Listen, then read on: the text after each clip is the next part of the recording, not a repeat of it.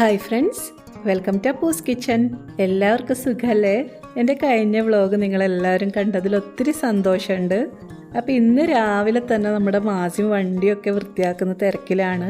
മാസിനും ഫ്രണ്ട്സും നോമ്പ് തുറക്കാൻ വേണ്ടിയിട്ട് ഇന്ന് കണ്ണൂർക്ക് പോകുന്നുണ്ട്. അതിനായുള്ള തയ്യാറെടുപ്പിലാണ് അവൻ.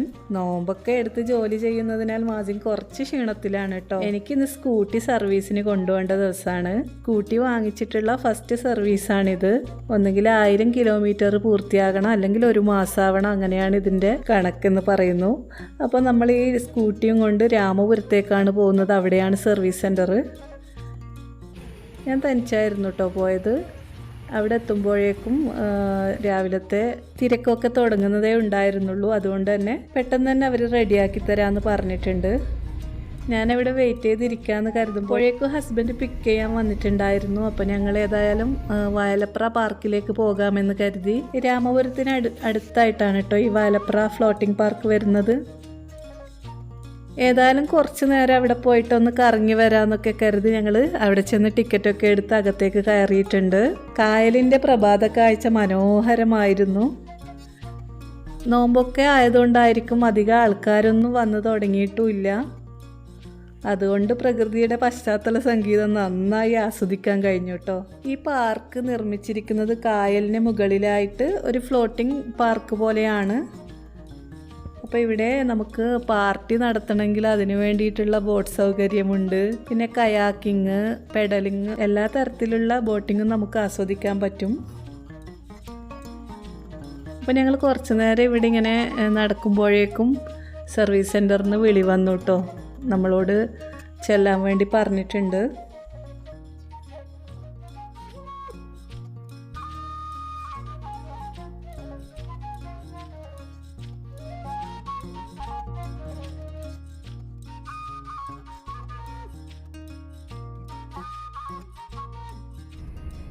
അങ്ങനെ ഹസ്ബൻഡ് എന്നെ സർവീസ് സെൻറ്ററിൽ ഡ്രോപ്പ് ചെയ്തിട്ട് വീട്ടിലേക്ക് തിരിച്ചു പോയി. ഞാൻ ചെന്നപ്പോൾ അവർ വണ്ടിയൊക്കെ കഴുകിയെടുത്ത് ഉണക്കുകയാണ്. അപ്പോൾ വണ്ടിയൊക്കെ നന്നായി സർവീസൊക്കെ ചെയ്ത് തന്നിട്ടുണ്ട്. അപ്പോൾ വണ്ടിയെടുത്ത് ഞാനും തിരിച്ച് വീട്ടിലേക്ക് ചെന്നു. ഇന്ന് സാധനങ്ങൾ വാങ്ങിക്കാൻ പോകുന്ന ദിവസമാണ്. വീട്ടിലെ സാധനങ്ങളൊക്കെ തീർന്നിട്ടുണ്ട്. ഏതായാലും പെരുന്നാളൊക്കെ വരുമ്പോഴേക്കും വേണ്ടുന്ന എല്ലാ സാധനങ്ങളും ഇന്ന് പർച്ചേസ് ചെയ്തേക്കാമെന്ന് കരുതി. അതിനായിട്ട് ഞാനും മറുവാനും അപ്പൂസും കൂടിയിട്ടാണ് കേട്ടോ ഷോപ്പിങ്ങിന് പോയത്. അപ്പോൾ ഞങ്ങൾ 3 ആളുമാണ് പോയത്. സാധനങ്ങളൊക്കെ പർച്ചേസ് ചെയ്തു. തിരിച്ച് വീട്ടിലേക്ക് എത്തുമ്പോഴേക്കും വൈകുന്നേരം ആയിട്ടുണ്ട്. വാങ്ങിയ സാധനങ്ങളൊക്കെ എടുത്ത് വെക്കുമ്പോഴേക്കും 5 മണിയായി. ഇനി നോമ്പ് തുറക്കേണ്ട വിഭവങ്ങളൊക്കെ പെട്ടെന്ന് തയ്യാറാക്കേണ്ടതുണ്ട്. സാധനങ്ങൾ വാങ്ങിക്കുമ്പോൾ വീട്ടിലുള്ള എല്ലാ കാര്യങ്ങളും അടക്കമാണ് ഞങ്ങൾ വാങ്ങിക്കാറ്. നമ്മുടെ പൂച്ചക്കും മീനിനും ഒക്കെ ഉള്ള ഫുഡുണ്ട്. പിന്നെ ഒരു അടിപൊളി സംഭവം കാണിച്ചു തരാം കേട്ടോ. Ginger garlic പേസ്റ്റാണിത്.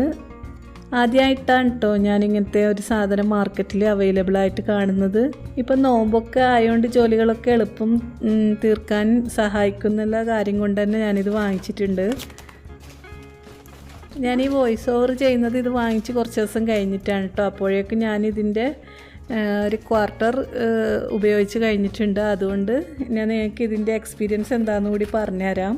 ഇതിങ്ങനെ ഓപ്പൺ ചെയ്ത് കഴിഞ്ഞ് നമ്മൾ ഫ്രീസറിൽ സൂക്ഷിക്കുന്നതാവും ഇതിൻ്റെ ഫ്രഷ്നെസ് നിലനിൽക്കാൻ നല്ലത്.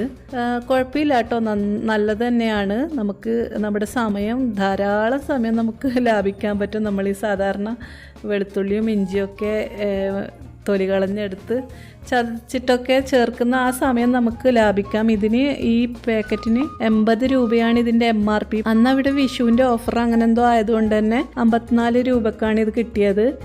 ഇത് വളരെ ഹെൽപ്ഫുള്ളാണ് നമ്മുടെ ടൈം അനുസരിച്ച് നോക്കുമ്പോൾ. ഞാനാണെങ്കിൽ കുറച്ചുകൂടി ഫ്രഷ് സാധനങ്ങൾ മാത്രം ഉപയോഗിക്കുന്ന ഒരു വ്യക്തിയാണ്. അതുകൊണ്ട് തന്നെ എനിക്കിത് യൂസ്ഫുൾ ആണെങ്കിൽ കൂടിയും ഞാൻ പ്രിഫർ ചെയ്യുന്നത് ഫ്രഷായിട്ട് തന്നെ നമ്മൾ ജിഞ്ചർ ഗാർലിക് പേസ്റ്റ് ഉണ്ടാക്കിയിട്ട് കുക്കിങ്ങിന് ഉപയോഗിക്കാൻ വേണ്ടിയിട്ടാണ്. പക്ഷേ സമയവും സാധാരണ റമദാൻ മാസമൊക്കെ ആകുമ്പോൾ നമുക്ക് നല്ല ക്ഷീണമൊക്കെ ഉണ്ടാവുമല്ലോ. അപ്പോൾ അങ്ങനെയുള്ള സന്ദർഭങ്ങളിൽ നമുക്കിത് ഉപയോഗിക്കുന്നത് തന്നെ ആയിരിക്കും കുറേ കൂടി നല്ലത്. പിന്നെ ഇൻസ്റ്റാൻറ്റ് ഇടിയപ്പം, സോസസ്, മയണൈസ് ഇങ്ങനത്തെ കുറേ സാധനങ്ങളൊക്കെ ഞാൻ വാങ്ങിച്ചിട്ടുണ്ട്. ഞാൻ സാധാരണ സാധനങ്ങൾ വാങ്ങിക്കാറ് 1 മാസത്തേക്കാണ് കേട്ടോ. ഒരുമിച്ച് സാധനങ്ങൾ വാങ്ങിക്കുന്നതാണ് എൻ്റെ രീതി. പിന്നെ നമ്മൾ വെജിറ്റബിൾസും ഫിഷും മീറ്റും അങ്ങനെയുള്ള സാധനങ്ങളൊക്കെ ഡെയിലി വാങ്ങി യൂസ് ചെയ്യാറാണ്. അപ്പോൾ സാധനങ്ങളൊക്കെ എടുത്ത് വെച്ചു. അതിൻ്റെ ഇടയ്ക്ക് നമ്മുടെ അയൽപ്പക്കത്തെ നാഫീൻ്റെ ബർത്ത്ഡേ ആയിരുന്നു. അപ്പോൾ അവന് കുറച്ച് ചോക്ലേറ്റ്സ് വാങ്ങിച്ചിട്ടുണ്ട്. ഞാനത് കൊണ്ടുകൊടുക്കാൻ വേണ്ടിയിട്ട് ചെന്നു. അതൊക്കെ കഴിഞ്ഞതിന് ശേഷമാണ് നമ്മുടെ നോമ്പുതുറ വിഭവങ്ങളൊക്കെ റെഡിയാക്കിയത്. ഇന്ന് സമയം കുറച്ച് ലേറ്റായിട്ടുണ്ട്. അതുകൊണ്ട് തന്നെ പെട്ടെന്ന് തയ്യാറാക്കാൻ പറ്റിയ രീതിയിലുള്ള ഇഫ്താർ സ്നാക്സാണ് ഞാൻ ഉണ്ടാക്കിയത്.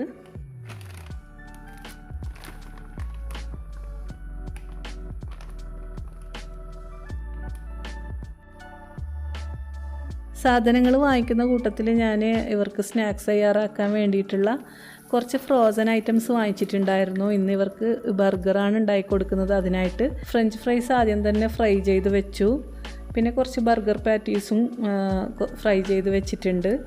അതുകൊണ്ട് തന്നെ പെട്ടെന്ന് ഇവർക്ക് ബർഗർ തയ്യാറാക്കി കൊടുക്കാൻ പറ്റി.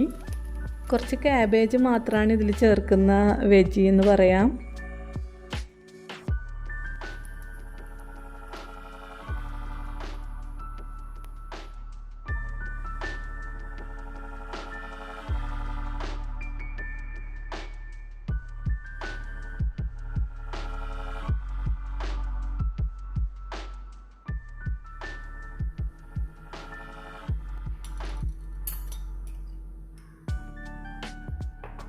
ബർഗർ ബണ്ണ് മുറിച്ച് അതിനകത്തേക്ക് മയണൈസ് തേച്ച് അതിൽ കുറച്ച് ക്യാബേജ് സ്ലൈസ് ചെയ്തത് വെച്ച് കൊടുത്തു. എന്നിട്ട് ബർഗർ പാറ്റീസ് വെച്ച് അതിന് മുകളിൽ കുറച്ച് ബാർബിക്യൂ സോസ് ഒഴിച്ച് കൊടുത്തിട്ട് ഫ്രഞ്ച് ഫ്രൈസും ചീസൊക്കെ നിരത്തിയിട്ടാണ് കേട്ടോ ഞാൻ ഈ ബർഗർ തയ്യാറാക്കിയത്.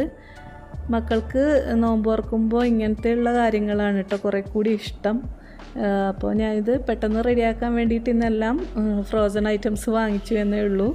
സാധാരണ ഞാൻ ഫ്രഞ്ച് ഫ്രൈസ് ആവട്ടെ അല്ലെങ്കിൽ നഗറ്റ്സ് അതുപോലത്തെ സാധനങ്ങൾ വീട്ടിൽ തന്നെ ഉണ്ടാക്കി കൊടുക്കാറുണ്ട്. അപ്പോൾ നോമ്പ് മുറിയൊക്കെ കഴിഞ്ഞ് കുറച്ച് ലേറ്റായിട്ടാണ് കേട്ടോ ഇന്ന് രാത്രിയത്തേക്കുള്ള ഫുഡ് ഉണ്ടാക്കിയത്. നമ്മൾ നോമ്പ് മുറി വേറെ നോമ്പ് തുറക്കുക അങ്ങനെയൊക്കെ പറയാറുണ്ട്. അതിനായിട്ട് ഇന്ന് ഫ്രൈഡ് റൈസാണ് തയ്യാറാക്കിയത്. ഇന്ന് തലേന്നത്തെ ബീഫ് കറി ബാക്കി അടപ്പുണ്ടായതുകൊണ്ട് തന്നെ ജസ്റ്റ് ഒന്ന് ഫ്രൈഡ് റൈസ് ഉണ്ടാക്കിയാൽ മതിയായിരുന്നു. അപ്പോൾ മാസിന് ചിക്കൻ ഫ്രൈഡ് റൈസാണ് കുറച്ചുകൂടി ഇഷ്ടം. അതുകൊണ്ട് മാസിനായിട്ട് കുറച്ച് ചിക്കൻ ഫ്രൈഡ് റൈസ് ഉണ്ടാക്കി. നമ്മൾക്ക് ബാക്കിയുള്ളവർക്ക് കുറച്ച് എഗ് ഫ്രൈഡ് റൈസാണ് ഉണ്ടാക്കിയത്. അപ്പോൾ എല്ലാവരും ഫുഡൊക്കെ കഴിച്ചു. ഇതൊക്കെ ആയിരുന്നു ഈ ദിവസത്തെ വിശേഷങ്ങൾ. നിങ്ങൾക്ക് ഈ വ്ളോഗ് ഇഷ്ടമായിട്ടുണ്ടെങ്കിൽ തീർച്ചയായും ലൈക്ക് ചെയ്യാനും കമൻറ്റ് ചെയ്യാനും മറക്കരുത്. അപ്പോൾ എല്ലാവർക്കും പതിവ് പോലെ അപ്പൂസ് കിച്ചൻ്റെ ആശംസകൾ. Thank you so much.